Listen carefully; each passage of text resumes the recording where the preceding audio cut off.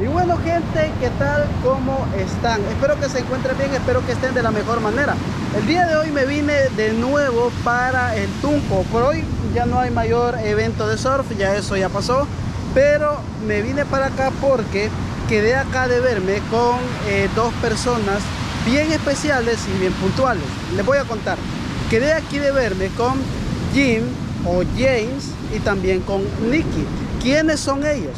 Ellos son dos neozelandeses o ex neozelandeses, mejor dicho, que se vinieron para El Salvador y dijeron, ¿saben qué? Vámonos a vivir para allá. Entonces ellos, por sus propias ideas, por lo que han visto de El Salvador desde Nueva Zelanda, dijeron, traslado completamente mi ciudadanía para allá. Entonces establecimos contacto con ellos desde el canal Achuña y ellos aceptaron hablar con nosotros. Así que como ellos andaban por acá cerca de la costa, nos quedamos de ver acá en el Tunco. Y bueno, para poder hacer esta entrevista la voy a hacer acá en este rancho, en este restaurante que se llama La Bocana. Este restaurante es propiedad de un amigo mío que me dijo, ¿sabes qué? Ya que tenés que hacer la entrevista, vení a hacerla aquí, me dijo. Y yo, chévere.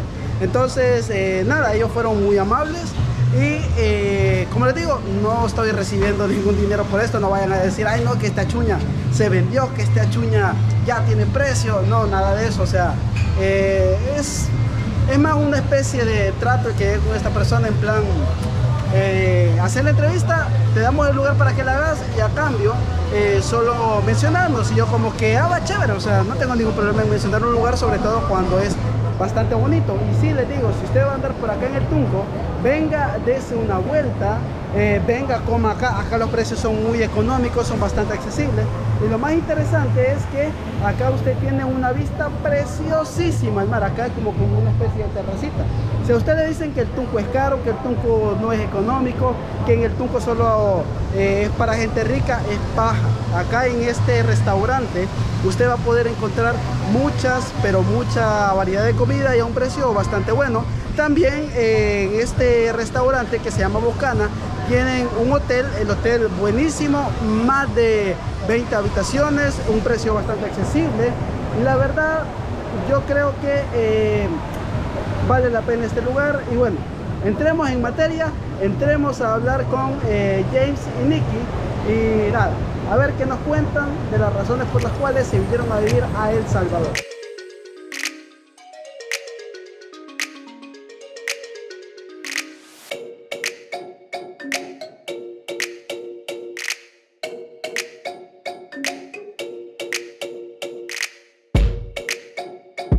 Por ahí en las redes sociales yo me enteraba de un caso bien puntual y es de dos ciudadanos o ex ciudadanos, bueno, ciudadanos aún neozelandeses, que dijeron, vamos a vivir en El Salvador. Y eso, me disculpan, pero es algo bien raro y extraño, porque en nuestro país lo que normalmente evitan los extranjeros es venir, pero hoy lo que hacen es venirse a vivir. Hace cosa de un año nos anticipaban de que algo así iba a empezar a ocurrir. Y yo dije, si eso ocurre, yo tengo que entrevistar a los primeros que se vengan. Entonces el día de hoy estoy acá con James y Nicky, que son dos ciudadanos neozelandeses que dijeron, vamos a El Salvador, vamos a esta tierra del Bitcoin porque queremos cambiar nuestra vida, y Nueva Zelanda básicamente ya no nos interesa tanto como El Salvador. Así que James and Nicky, welcome to El Salvador and welcome to this channel in YouTube, Achuña. Mucho gusto, mucho gracias. We're very honored to be here. How do you feel in El Salvador? How do we feel? Yeah. Happy. Excited. Excited. It's like, you know, a big weight has come off, you know, to be here. Yeah. It's a big life adventure. There's lots happening in El Salvador and we're happy to be part of it.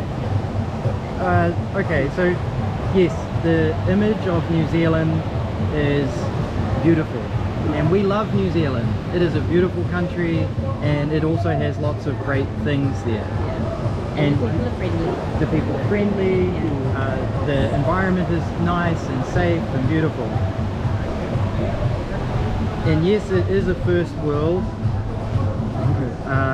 What do I say there? Well, for us, it's stepping outside. One is stepping outside our comfort zone, and so the fact that we in New Zealand life is very easy.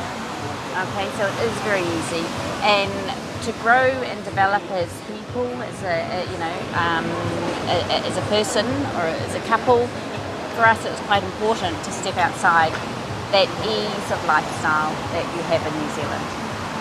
And saying that, there is the way that over the last few years and what's happening is different leaders, different governments have absolutely changed, or they have managed the pandemic and managed the whole life over the last 2 years. And for New Zealand, it became extremely suffocating. So the restrictions that came on in New Zealand were very tough for us.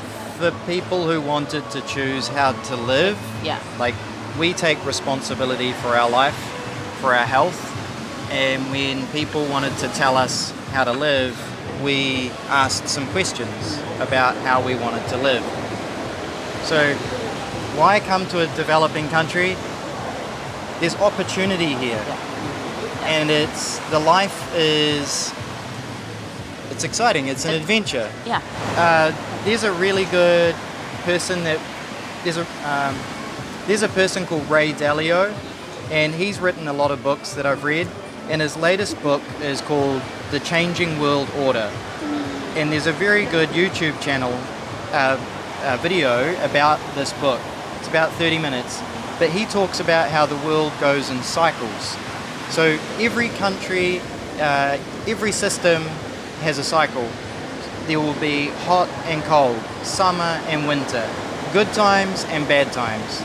So sometimes developing nations will actually reach a peak and then start to go down. And so why come to a developing country? A developing country could be at the bottom of a cycle, and if it's about to go up, then that's a great opportunity. And we think that what's happened with Bitcoin here in El Salvador, we think El Salvador has a great opportunity to start going up. To the moon. Yeah. Okay. Yeah. What is New Zealand like? What cultural, social, political, and economic difference does it have with El Salvador?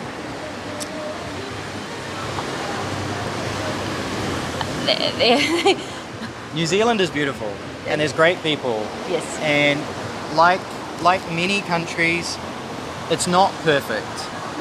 So New Zealand may look perfect from the outside, but if you live there, you may find it's not perfect. But some people will live there and believe it's perfect. Some people don't believe El Salvador is perfect and they want to leave. Some people believe El Salvador is perfect and they want to stay. Yeah. But from a political and economic difference, right now, we like what El Salvador and Bukele is doing. So we think that his political and economic view on the world is about growth. Growth for the people and growth for the country. And New Zealand is trying to tell us to live in a way that we don't believe is growth. Do you like the wives Salvadorian? Do you live here? No? Do we like life here? Like, yeah. Yes. Yes. Yes. Yes. We do. We come from a small town in New Zealand that is surrounded by sea. You know, so we've got a beautiful beaches. We don't have the waves, but we do have the sea, and a lot of national parks on the sea. So we do come from a place with a lot of water, which we Do you practice the surf? No. No, our town in New Zealand has no surf. No surf. Yeah. Flat water. Why is Bitcoin interesting to you? Where does it apply? I was interested in how money worked, and when I started learning how money worked, I learned about gold and silver. And being an internet person, I've been building websites before Bitcoin came along. When I learned about Bitcoin, it made a lot of sense to me. And so as a computer nerd who understood the internet and also understood how money and gold worked, it was very interesting for me. And there's also I think, the way, like I'm a mortgage, I was a mortgage broker in New Zealand, and so lending people money to buy houses. And looking at the way house prices were increasing, but it was more the fact that our dollar was actually decreasing in value, and so the inflation was huge. So looking at Bitcoin and seeing how Bitcoin can help that or solve that issue is quite a big plus in the positives of what can happen. Yeah. The Bitcoin is the present or is the future? Both. Both, yeah. Especially in El Salvador. Yeah. Yeah. In the world? In the world, it's going to be an interesting to see what a lot of the Western worlds do and how they adopt and how they adopt it, and if they do adopt it. Yeah. Bitcoin has brought a technology. Bitcoin has brought a financial technology to the world that the world is going to use. How they use it is the question. And we recommend that people use Bitcoin because it's an open source version of the technology. And that's really important. The internet is built on open source software largely, and that software normally gives people the greatest freedoms. And we believe that that's really important for Bitcoin adoption. Otherwise, people will end up with a private version of Bitcoin that will take away their freedom. In your words, could the phrase financial freedom be the final? That's a big question. Yeah, that's a really big question. There's two parts. Yeah. There's the money part. So money is a store of our time Yes. and our value that we bring to the world. So when we give people a service, they give us money, and we want to protect the value that we swapped. So being able to choose the money that we use is really important for us. And then being able to use that money Yeah. in our life And to create the life that we want to create. and how we want to use it, Yeah. we believe is important. Yeah. We do our best to spend our money in a good way, but we know some people may spend money in a bad way. But should everybody be punished because of that? El Salvador have financial freedom? We believe what Bukele has brought to El Salvador and the people with Bitcoin is an opportunity to be world leaders in financial freedom. Because unfortunately at the moment the US dollar is not El Salvador's currency. Do you think that El Salvador is on its way to becoming the world center of Bitcoin, or at least a highly developed place due to this cryptocurrency? Yes. Yeah. Yes. Very Sorry much. for Yes. my bad English. No. This is No, great. it's good.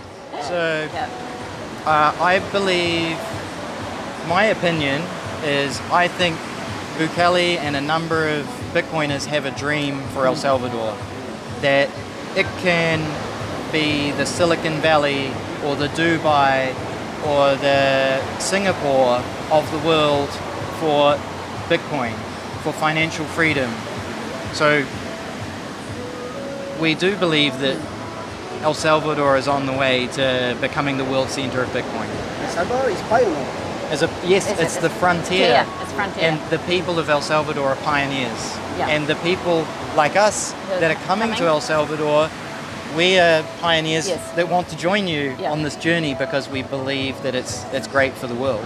We have, with our YouTube and Twitter, we have a lot of people from all around the world reaching out to us, asking us what's it like, how do we get there, you know, questions on our process so far. And so we've had a lot of people, and even people have come, checked it out, then going home and sorting out what they want to, you know, how they can get here. Yeah. So there is a lot of people wanting to come Yep. to El Salvador. We have Canadians, Americans, New Zealanders, Australians, French, Dutch, We say English, yeah. Many countries. Reaching out. Yeah. Tomorrow, El Salvador is New York of the Bitcoin. Yeah. It could be. It could be. Yeah. Recently, an analyst of the Salvadorian political opposition said that no one knows Bukele outside of borders, and that his influence or phenomenon is limited only to the interior of this country. It's true. Nobody knows Bukele out there. We don't believe that. No. We know know about it. Bukele. Yes. And anybody who's a Bitcoiner knows about Bukele. And even anyone who's about their health freedom knows about Bukele. So it's not just about Bitcoin, it's also about our body and our freedom of our body. Yep. Knows about. Our freedom of our body, our life, our Yep. money. Yeah. So anybody who's interested knows about Bukele and what he's doing with Bitcoin in El Salvador. Then this asseveration is false. No, it's not true. Yeah. Yeah. Yeah. Well, we would say that. Yeah, yes. because we also know that there's overflow from Bitcoiners as well, because what happens is people will talk about Bitcoin to somebody who maybe wants to question it, and the first thing they say is, there's a country that made it legal tender. The president of El Salvador, Bukele, and that's it. He's now a very popular, or he's a Yes. very well-known president Yeah. For what he's done. in the world now. Very interesting though, because when we said that we were going to come to El Salvador, and when we had a 5-week time from the day we decided to come to when we actually hopped on a plane, so we only had 5 weeks to sell and to move here. Yeah, and when we talked to people about coming to El Salvador, we did have some people say, "Where's El Salvador? Why El Salvador?" So yes, there were people. Some people don't know. But then since then they've gone online and they've researched it and they've gone, wow, best surf spot in the world, so they're talking about the surfing, they're talking about what's happening here. So there are definitely people talking about El El Salvador and Bukele, Bukele and outside Bitcoin. of El Salvador. Yeah. Then the face of El Salvador out there, it's good. Yes. It's good. Well, Oh, yeah. It's becoming much better. Yeah, Yeah. it is. Yes. In addition to Bitcoin and the financial freedom that it constitutes, what other things about our country have you fallen in love with? The people. Yep, is the people. First. The people are beautiful. They're helpful. They're friendly. They want to help you. They want you to feel comfortable and at home. They're interested in why we're here and what we've done. That's the people. They're the people. Yeah, that's number one reason. number one. And then after that, the weather. Yeah. It's beautiful. It's beautiful, This is winter time now, and it's like New Zealand summertime. Yeah. So it's so pretty that- good. And not that we've had a chance to do lots of exploring, but it's a beautiful country. You've got the extremes, you've got the mountains and the lakes, the volcanoes, you've got the sea. It's Yeah. yeah. There's a lot It's to see. A lot to see. And lots of nature. It's Yeah, good. lots of nature. The first thing that a lot of people in New Zealand said was, El Salvador is dangerous. Yeah. It's the murder capital of the world. Yeah. And we understood that Bukele was in the process of changing that. So when we arrived, we were actually scared because we didn't know the country. We've never been to Central America before. Yeah. We purchased a one-way ticket to El Salvador. Do you visit Latin America? No. No. Only El Salvador? Only El Salvador. Only El Salvador. So we came straight here, and we originally when we decided to come, we were fine, but then. We kept getting these little bits from people going, oh, it's dangerous, oh, you're not going to be safe, blah, blah, blah. And then when we arrived, of course, all of those little pieces being spoken to us we were there, and we were very exhausted. We had to get to El Salvador. We had to spend 4 days traveling, and we were in the air for 40 hours. So we were actually flying for 40 hours. That's huge. And we were exhausted, and because we had spent 5 weeks just packing everything up, selling everything off. So we were exhausted, and so when we first walked out of the place we were in San Salvador, we were quite scared. You know, we were looking behind us and holding on to, you know, when we walked up the road to get some things from the supermarket. So it was quite an experience that first week or 2 weeks. But once we acclimatised and we realised, you know, it's absolutely fine. People were smiling, people were chatting. In New Zealand, you don't have guns. You know, we don't have guards at the supermarkets with guns. So that was all new to us. So we, you know, by the end of the first week, James was actually high-fiving the guards, security guards, and chatting to them, and yeah, it was. They were very friendly. You experience in this country, it's good. It's good. Yeah, oh, it's good. Very Absolutely good. good. Yeah, lovely people. No, lovely. The people have helped us so much. Yeah. Yeah. It's been really good. Yes. Okay. How would you define the average Salvadorian? Define me. Friend. Oh, is it not said that? Friendly. Define me. Your keyword. Huh? Oh, beautiful. Beautiful. Inside and out. You're beautiful people. You are. Yeah. We've had so much help Yeah. from local people. It's been amazing. They want us to have a good time here, and that's been great. And you're happy. Yeah. Very happy people. What level of Spanish do you consider you have in this moment? Not enough. Poquito. Muy poquito. Unfortunately, lo siento. 10%? Lo siento un poquito. We're We're sorry. We're sorry that we I'm don't sorry. speak more Spanish.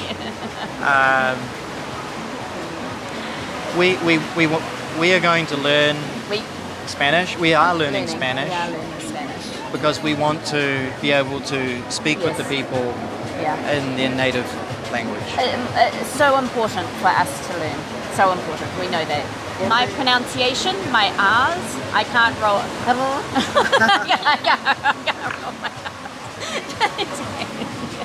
James is very good at his pronunciation.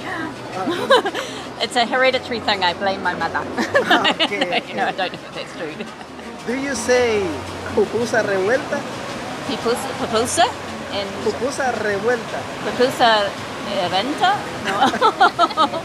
Do you say yuca con chicharrón?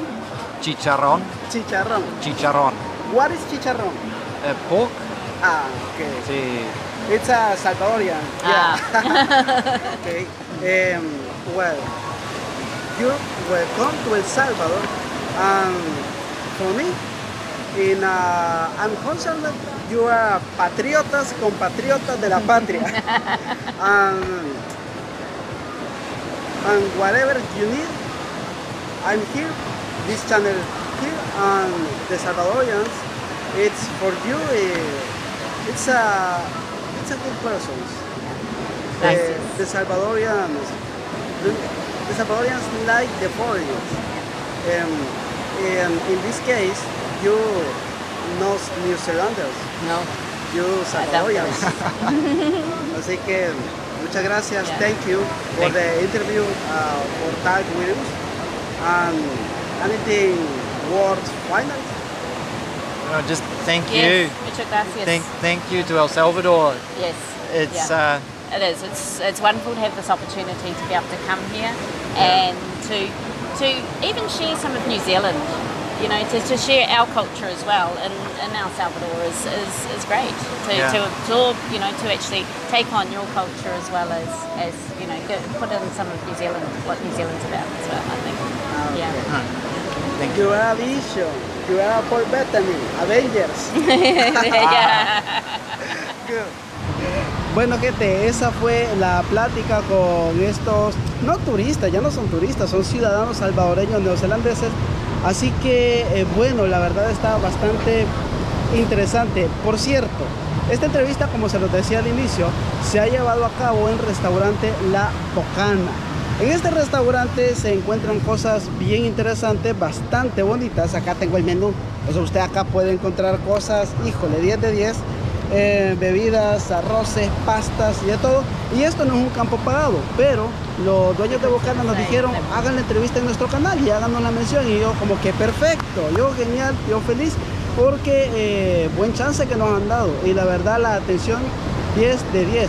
Si usted quiere venir a hospedarse acá en el Tunco, Bocana es la opción, porque también tienen un lugar en donde puedan quedarse. Así que nada, los dejo con un poco de imágenes de la zona, del lugar. Gracias a los ahora ciudadanos salvadoreños por haber aceptado esta invitación. Y nos vemos más tarde, si Dios permite, con un nuevo video en directo. Hasta la próxima, si Dios quiere.